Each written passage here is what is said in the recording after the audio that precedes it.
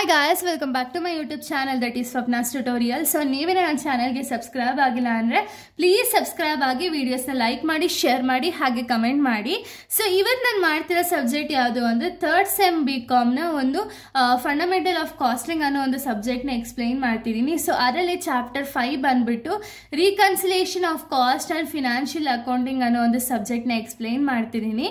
ಇದರಲ್ಲಿ ಪ್ರಾಬ್ಲಮ್ 2ನ ಎಕ್ಸ್ಪ್ಲೈನ್ ಮಾಡ್ತಿದ್ದೀನಿ. ಆಲ್ರೆಡಿ ಪ್ರಾಬ್ಲಮ್ 1 ವಿತ್ ಲೆಸ್ ಅಡ್ಜಸ್ಟ್ಮೆಂಟ್ಸ್ನ ಎಕ್ಸ್ಪ್ಲೈನ್ ಮಾಡಿದೆ, ಯಾಕೆ ಅಂದರೆ ನಿಮಗೆ ಪ್ರಾಪರ್ ಅರ್ಥ ಆಗಲಿ ಅಂತ. ಸೊ ಆಲ್ರೆಡಿ ನಿಮಗೆ ಯಾರ ವಿಡಿಯೋನ ನೋಡಿರ್ತೀರೋ ಅವ್ರಿಗೆ ಆಲ್ರೆಡಿ ಈ ಒಂದು ವಿಡಿಯೋ ರಿಲೇಟೆಡ್ ಸ್ವಲ್ಪ ಐಡಿಯಾ ಇರುತ್ತೆ, ಓಕೆನಾ. ಸೊ ಇವಾಗ ನಾವು ಸೆಕೆಂಡ್ ಪ್ರಾಬ್ಲಮ್ನ ನೋಡೋಣ. ಇದರಲ್ಲಿ ಜಾಸ್ತಿನ ಅಡ್ಜಸ್ಟ್ಮೆಂಟ್ಸ್ ಇದೆ. ಇದನ್ನ ನಿಮಗೆ 14 ಮಾರ್ಕ್ಸ್ ಕೇಳುವಂಥ ಒಂದು ಚಾನ್ಸಸ್ ಇದೆ, ಅಥವಾ 6 ಮಾರ್ಕ್ಸ್ ಕೇಳುವಂಥ ಚಾನ್ಸಸ್ ಇದೆ. 14 ಮಾರ್ಕ್ಸ್ಗೆ ಇನ್ನೂ ಒಂದು ದೊಡ್ಡ ಪ್ರಾಬ್ಲಮ್ ಕೂಡ ಇದೆ. ನೆಕ್ಸ್ಟ್ ವಿಡಿಯೋದಲ್ಲಿ ಅದನ್ನು ನಾನು ಎಕ್ಸ್ಪ್ಲೈನ್ ಮಾಡ್ತೀನಿ, ಓಕೆನಾ.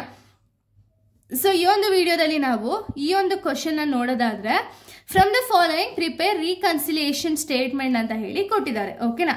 ಇವಾಗ ನೀವೇನು ಮಾಡಬೇಕು ಅಂದರೆ ರೀಕನ್ಸಿಲಿಯೇಷನ್ ಸ್ಟೇಟ್ಮೆಂಟ್ನ ಪ್ರಿಪೇರ್ ಮಾಡಬೇಕಾಗುತ್ತೆ. ಸೊ ಇವರು ಆಲ್ರೆಡಿ ಮೆನ್ಷನ್ ಮಾಡಿದ್ದಾರೆ ಏನು, net profit as per the financial accounts ಅಂತ ಹೇಳಿ ಕೊಟ್ಟಿದ್ದಾರೆ. ಫಿನಾನ್ಷಿಯಲ್ ಅಕೌಂಟ್ಸ್ ಯಾವಾಗಲೂ ಎಲ್ಲಿ ಬರುತ್ತೆ ಅಂದರೆ ಲಾಸ್ಟಲ್ಲಿ ಬರುತ್ತೆ, ಓಕೆನಾ. ಪ್ರಾಬ್ಲಮ್ ಲಾಸ್ಟಲ್ಲಿ ಫಿನಾನ್ಷಿಯಲ್ ಅಕೌಂಟ್ ಏನು ಬರುತ್ತಲ್ಲ ಅಮೌಂಟು, ಫೈನಲ್ ಆನ್ಸರು ಇವರು ಫೈನಲ್ ಆನ್ಸರೇ ನಮಗೆ ಕೊಟ್ಬಿಟ್ಟಿದ್ದಾರೆ, ಓಕೆನಾ. ಇಷ್ಟೇ ಅಮೌಂಟ್ ಬರಬೇಕು ಅಂತ ಆಲ್ರೆಡಿ ನಮಗೆ ಮೆನ್ಷನ್ ಮಾಡಿದ್ದಾರೆ, ಓಕೆನಾ. ಹಾಗೆ ಅವ್ರು ಹೇಳಿದ್ದಾರೆ net profit as per cost account ಅಥವಾ ಕಾಸ್ಟ್ ಬುಕ್ಸ್ ಅನ್ನೇನು ಸ್ಟಾರ್ಟಿಂಗಲ್ಲಿ ನೆಟ್ ಪ್ರಾಫಿಟ್ ಅಂತ ನೀವೇನು ತಗೊಳ್ತೀರಾ ನೋಡಿ, ನೆಟ್ ಪ್ರಾಫಿಟ್ ಬಂದ್ಬಿಟ್ಟು 66,760 ಬರಬೇಕು. ಫೈನಲ್ ಆನ್ಸರು 63,780 ಬರಬೇಕು, ಓಕೆನಾ. ಇಷ್ಟು ಆನ್ಸರ್ ಬಂತು ಅಂದರೆ ನಿಮ್ಮದು ಕರೆಕ್ಟ್ ಇದೆ ಅಂತ ಹೇಳಿ ಅರ್ಥ, ಓಕೆನಾ. ಸೊ ಇವಾಗ ನೀವು ನೆಕ್ಸ್ಟ್ ನೋಡೋದಾದ್ರೆ factory overhead under recovered in costing ಅಂದರೆ ಏನು, ಫ್ಯಾಕ್ಟ್ರಿ ಓವರ್ ಹೆಡ್ಸ್ ಏನಾದರೂ ಅಂಡರ್ ರಿಕವರ್ಡ್ ಆಯಿತು ಅಂದರೆ, ಓಕೆನಾ, ಓವರ್ ಹೆಡ್ಸ್ ಏನಾದ್ರು ಅಂಡರ್ ರಿಕವರ್ಡ್ ಆಯಿತು ಅಂದರೆ ಅವಾಗ ನೀವೇನು ಮಾಡಬೇಕು, ಇದನ್ನು ಡಿಡಕ್ಟ್ ಮಾಡಬೇಕು, ಓಕೆನಾ. ಪ್ರಾಫಿಟಿಂದ ಈ ಅಮೌಂಟ್ನ ಮೈನಸ್ ಮಾಡಬೇಕು, ಓಕೆನಾ. ಸೊ ನೆಕ್ಸ್ಟ್ ನೋಡಿ, administration overhead recovered in excess.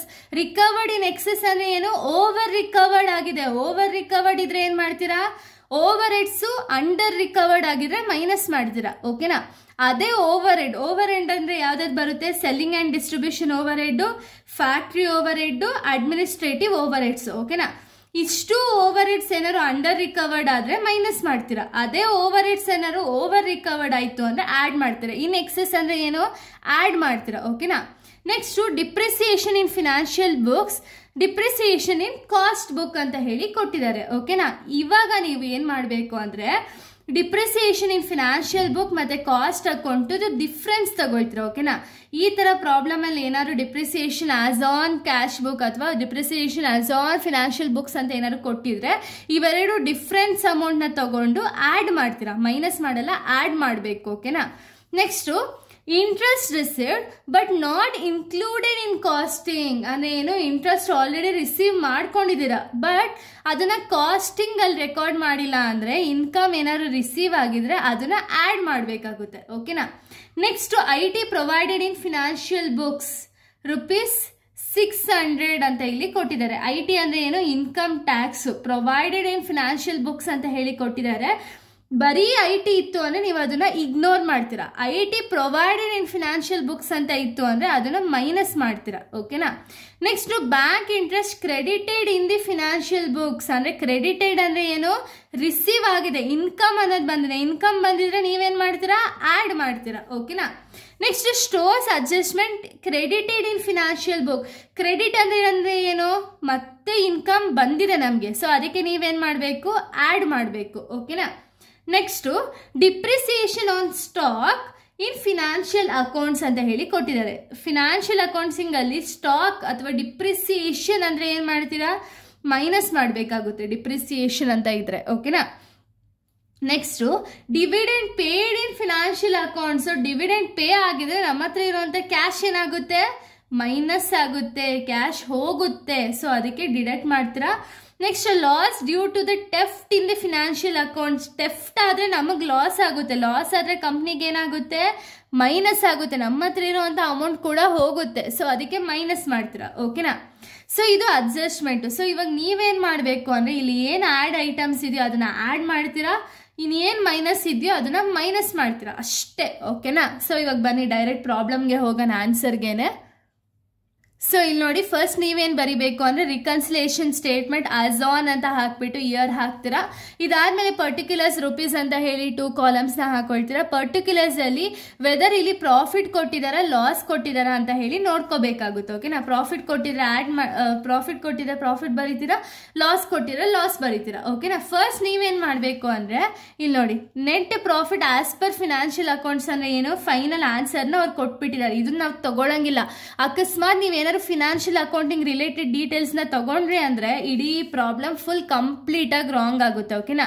First ನೀವು net profit as per cost ಬುಕ್ಸ್ನ ತಗೋಬೇಕಾಗುತ್ತೆ. ಎಷ್ಟಿದೆ, 66,760 ಇದೆ, ಅದನ್ನು ಡೈರೆಕ್ಟಾಗಿ ತಗೊಳ್ತೀರಾ. Net profit as per cost account ಅಂತ ಹೇಳಿ 66,760ನ ತಗೊಳ್ತೀರಾ, ಓಕೆನಾ. ಇದಕ್ಕೆ ನೀವು ಏನೇನೆಲ್ಲ ಆ್ಯಡ್ ಮಾಡಬೇಕು ಅಂದರೆ ಆ್ಯಡ್ ಐಟಮ್ಸ್ ಏನೇನಿದೆ ನೋಡಿ ಇಲ್ಲಿ. Administration over recovered in excess ಅಂತ ಹೇಳಿ 4,250 ಇದೆ. ಇದನ್ನ ಆಸ್ ಇಟ್ ಈಸ್ ಬರ್ದು ಅದನ್ನ 4,250ನ ಆ್ಯಡ್ ಮಾಡ್ತೀರಾ. ನೆಕ್ಸ್ಟ್ ಡಿಪ್ರಿಸಿಯೇಷನ್ ಕೊಟ್ಟಿದ್ದಾರೆ, depreciation in financial books cost accounts. So ನಾನು ಆಗಲೇ ಹೇಳಿದೆ ಇವೆರಡು ಡಿಫ್ರೆನ್ಸ್ ತಗೋಬೇಕು ಅಂತ ಹೇಳಿ. 3,660 ಮೈನಸ್ 3,950 ಮಾಡ್ಕೋಬೇಕಾಗುತ್ತೆ. ಈ ಎರಡನ್ನು ಮೈನಸ್ ಮಾಡಿ ನೀವು ಇದನ್ನು ಆ್ಯಡ್ ಮಾಡಿ ಅಂದೆ ಅಲ್ವಾ ನಾನು. ಸೊ ಡಿಪ್ರಿಸಿಯೇಷನ್ ಚಾರ್ಜ್ ಬಂದ್ಬಿಟ್ಟು 290 ರೂಪೀಸ್ ಬರುತ್ತೆ, ಓಕೆನಾ. ಇನ್ನು ನೆಕ್ಸ್ಟ್ ಯಾವುದಿದೆ, ಇಂಟ್ರೆಸ್ಟ್ ರಿಸೀವ್ಡ್ 450 ಇದೆ. ಸೊ ಆಸ್ ಇಟ್ ಈಸ್ ಬರೆಯೋಣ, interest received but not included rupees 450. Next bank interest credited 230 ಇದೆ, ಆಸ್ ಇಟ್ ಈಸ್ 230ನ ಬರಿತೀನಿ. Bank interest credited 230. Next stores adjustment credited in financial books rupees 420 ಅಂತ ಹಾಕಿದ್ದಾರೆ. So 420 ಏನಿದೆ ಅದನ್ನ add ಮಾಡ್ತೀರಾ. ಇದಾದ್ಮೇಲೆ ನಮಗೆ ಆ್ಯಡ್ ಮಾಡುವಂಥ ಅಡ್ಜಸ್ಟ್ಮೆಂಟ್ ಯಾವುದೂ ಇಲ್ಲ, ಓಕೆನಾ. ಇವಾಗ ನೀವೇನು ಮಾಡಬೇಕು ಅಂದರೆ 66,760ಗೆ ಇಷ್ಟು ಐಟಮ್ಸ್ನು ಆ್ಯಡ್ ಮಾಡಬೇಕು, ಓಕೆನಾ. ಇಷ್ಟು ಆ್ಯಡ್ ಮಾಡಿದಾಗ ನಿಮಗೆ ಫೈನಲ್ ಆನ್ಸರ್ ಬಂದುಬಿಟ್ಟು 72,400 ರೂಪೀಸ್ ಸಿಗುತ್ತೆ, ಓಕೆನಾ. ಇದಕ್ಕೆ ನೀವು ಏನೇನೆಲ್ಲ ಮೈನಸ್ ಅಥವಾ ಏನೇನೆಲ್ಲ ಡಿಡಕ್ಟಿಂಗ್ ಐಟಮ್ಸ್ ಇದೆಯಲ್ಲ ಅಷ್ಟನ್ನು ನೀವು ಮೈನಸ್ ಮಾಡಬೇಕಾಗುತ್ತೆ. ಸೊ ನೋಡಿ ಏನೇನೆಲ್ಲ ಮೈನಸ್ ಮಾಡಬೇಕು ಅಂದರೆ factory overhead under recovered ಆಗಿದೆ 5,700, ಇದನ್ನ ಮೈನಸ್ ಮಾಡ್ತೀರಾ. ನೆಕ್ಸ್ಟು IT ಪ್ರೊವೈಡೆಡ್ 600 ಇದೆ, ಇದನ್ನು ಮೈನಸ್ ಮಾಡ್ತೀರಾ. ಆಮೇಲೆ ಫಿನಾನ್ಷಿಯಲ್ ಡಿಪ್ರಿಸಿಯೇಷನ್ ಆಫ್ ಸ್ಟಾಕ್ ಇದೆ 860, ಇದನ್ನು ಮೈನಸ್ ಮಾಡ್ತೀರಾ 860ನ. ಆಮೇಲೆ ಡಿವಿಡೆಂಡ್ ಪೇಯ್ಡ್ 1,200 ಇದೆ, ಇದನ್ನು ಮೈನಸ್ ಮಾಡ್ತೀರಾ. Loss due to the theft ಇದೆ 260 ಇದೆ, ಇದನ್ನು ಕೂಡ ಮೈನಸ್ ಮಾಡ್ತೀರಾ, ಓಕೆನಾ.